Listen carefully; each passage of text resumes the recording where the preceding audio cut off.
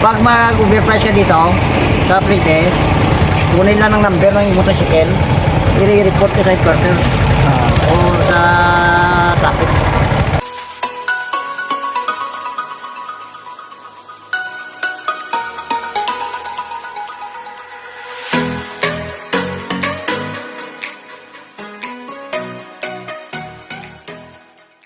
What's up mga ka-okay? Masaya ng buhay po sa ating lahat.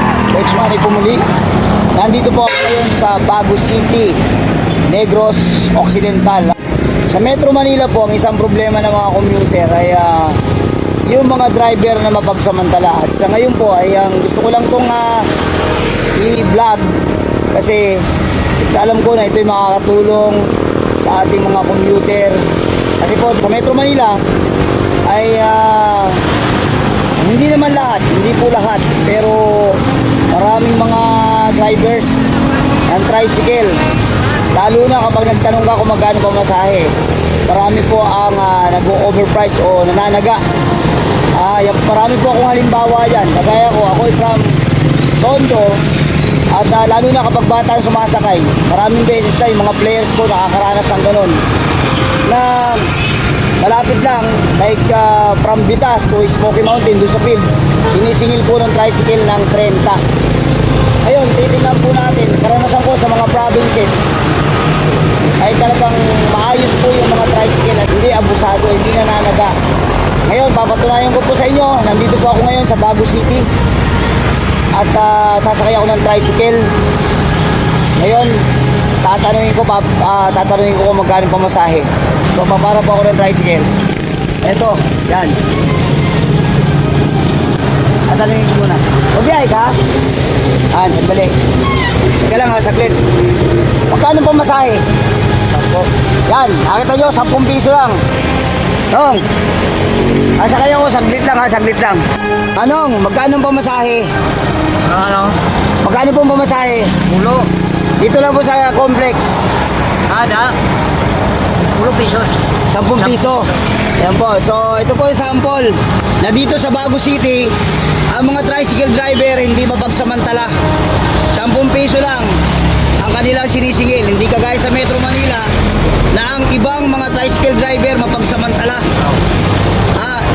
Kahit malalapit lang, pag nagtanong ka, siguradong sisingilin ka naman. Malapit o malayo? 10.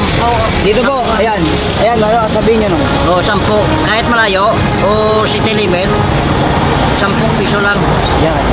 So, babayad ko na yung aking pamasahe. Sige po. Okay. Ford Complex. Opo. Ayan. Outside ka na, outside ka na, mayroon ng dagdag. O bawa na inside 20 pesos na. 20 na. Pero within the city, malapit, dito lang, 10 piso. 10 piso lang yan. Yan.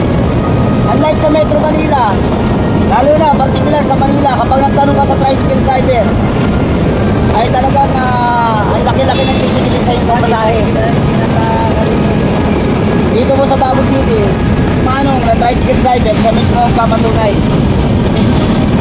City limit niya 10 piso. City limit po, malayong malapit, 10 piso. Oo, halimbawa, paligid, saka yung puro.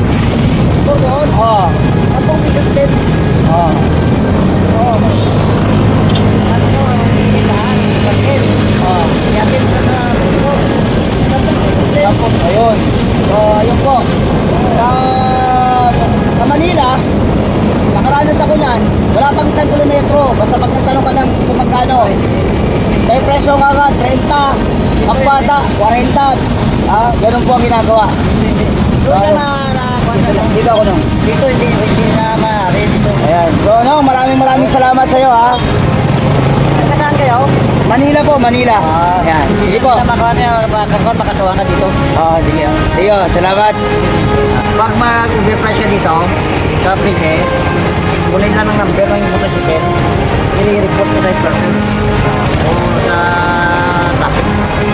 So, maganda po yung patakaran. Pag mag-report ka, i-cancel yung siya mo, franchise mo. Salamat.